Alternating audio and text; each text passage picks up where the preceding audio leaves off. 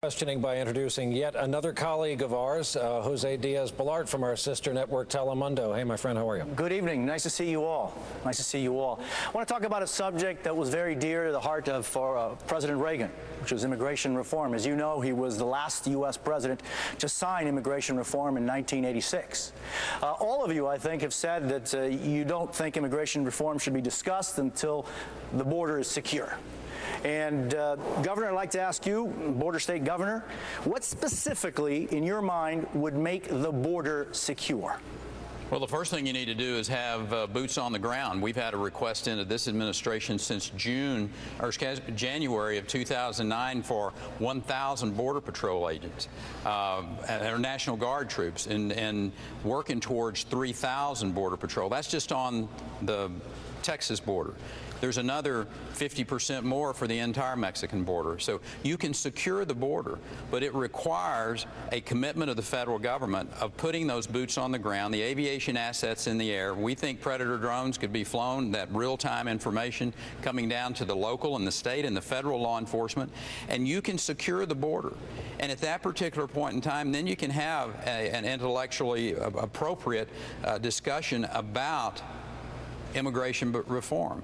For the President of the United States to go to El Paso, Texas, and say that the border is safer than it's ever been, either he has some of the poorest intel of a president in the history of this country, or he was an abject liar to the American people. It is not safe on that border. Governor, specifically, do you agree or disagree with some of the issues that the governor of Texas says as far as what you would consider enough to be able to declare the border safe? Well, first, we ought to have a fence. Secondly, the whole fence, 2,600 miles. We ought to have a fence, or a technologically approved system to make sure that we know who's coming into the country, number one. Number two, we ought to have enough agents to secure that fence and to make sure that people are coming over caught. But the third thing, and I learned this when I was with Border Patrol agents in San Diego, and they said, look, they can always get a ladder to go over the fence, right, and people will always run to the country. The reason they come in such great numbers is because we've left the magnet on. And I said, what do you mean the magnet? And they said when employers are willing to hire people who are here illegally, that's a magnet and it draws them in. And we wanted to talk about sanctuary cities, giving tuition breaks to the kids of illegal aliens, employers that knowingly hire people that are here illegally. Those things also have to be stopped. If we want to secure the border, we have to make sure we have a fence, technologically determining where people are, enough agents to oversee it, and turn off that magnet. We can't talk about amnesty. We cannot give amnesty to those who come here illegally. We got 4.7 million people waiting in line legally. Let's let those people come in first, and those that are here illegally, they shouldn't have a special deal. Speaker Gingrich, your perception on immigration reform, and you've been, I think, in some ways a little different on your initial position. Well, look, I think we have to find a way to get to a country in which everybody who's here is here legally. But you started by referencing President Reagan. That's right. In 1986, I voted for the Simpson-Mazzoli Act, which in fact did grant some amnesty in return for promises. President Reagan wrote in his diary that year that he signed the act because we were going to control the border, and we were going to have an employer program where it was a legal guest worker program. That's in his diary. I'm with President Reagan. We ought to control the border. We ought to have a legal guest worker program. We ought to outsource it, frankly, to American Express, Visa, and MasterCard so there's no counterfeiting, which there will be with the federal government. We should be very tough on employers once you have that legal program. We should make English the official language of government. We should insist that first-generation immigrants who come here learn American history in order to become citizens. We should also insist that American children learn American history. And then we have to find a way to deal with folks who are already here, some of whom, frankly, have been here 25 years, are married with kids, live in our local neighborhood, go to our church. It's got to be done in a much more humane way than thinking you're going to automatically deport millions of people. Senator, your solution? Well, my solution is very similar to Newt Gingrich's. Look, I'm the son of an Italian immigrant. I think immigration is one of the great things that has made this country the dynamic country that it continues to be. People who are drawn because of the ideals of this country. And so we should not have a debate talking about how we don't want people to come to this country. But we want them to come here like my grandfather and my father came here. They made sacrifices. They came in the 1920s. There were no promises. There were no government benefits. They came because they wanted to be free and they wanted to be good law-abiding citizens. So we have to have a program in place that sets sets that parameter that says, you're going to come to this country, come here according to the rules, it's a very good first step.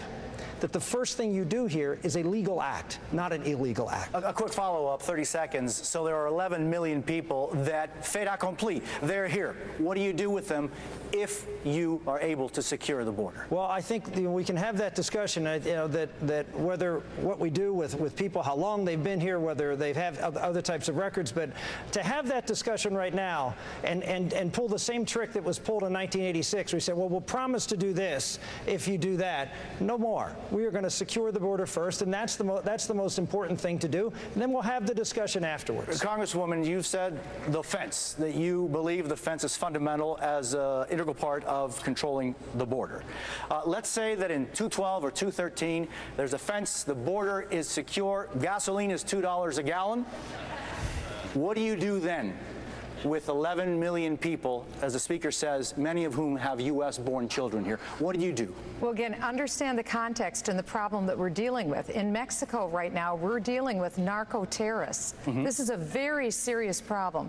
To not build a border or a fence on every part of that border would be, in effect, to yield United States sovereignty not only to our nation anymore, but to yield it to another nation. That we cannot do. One thing that the American people have said to me over and over again, and I was just last week down in Miami. I was visiting the Bay of Pigs Museum with Cuban Americans. I was down at the Versailles Cafe. I met with a number of people, and it's very interesting. The Hispanic American community wants us to stop giving taxpayer-subsidized benefits to illegal aliens, and they want us to stop giving taxpayer-subsidized benefits to their children as well. A quick 30-second rebuttal on the specific question. The fence is built. The border is under control. What do you do with 11.5 million people who are here without documents and with U.S.-born children? Well, that's right. And again, it is sequential, and it depends upon where they live, how long they have been here, if they have a criminal record. All of those things have to be taken into place. But one thing that we do know, our immigration law worked beautifully back in the 1950s up until the early 1960s, when people had to demonstrate that they had money in their pocket, they had no contagious diseases, they weren't a felon, they had to agree to learn to speak the English language, they had to learn American history and the Constitution, and the one thing they had to promise is that they would not become a burden on the American taxpayer. Thank you. That's what we have to enforce. Mr. Kane. Let's make sure. Let's solve all of the problems. It's not one problem. I do believe we can secure the border with a combination of boots on the ground, technology, and a fence. But we got 3 other problems. And to get to we got to secure the border. Secondly, let's promote the path to citizenship that's already there. We don't need a new one. We just need to clean up the bureaucracy that's slowing the process down and discouraging people.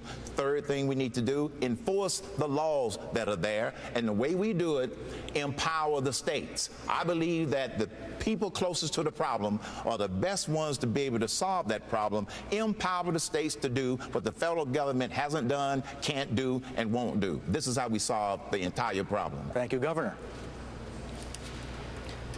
I would just have to say that I agree with so much of what has been said here today.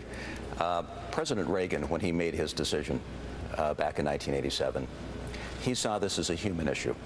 And I hope that all of us, as we deal with this immigration issue, will always see it as an issue that revolves around real human beings. Yes, they came here in an illegal fashion, and yes, they should be punished in some form or fashion. I have 2 daughters who came to this country, one from China, one from India, legally. I see this issue through their eyes. We can find a solution. If President Reagan were here, he would speak to the American people, and he would lay out in hopeful, optimistic terms how we can get there, remembering full well that we're dealing with human beings here. We have to create. But let me just say one thing about legal immigration.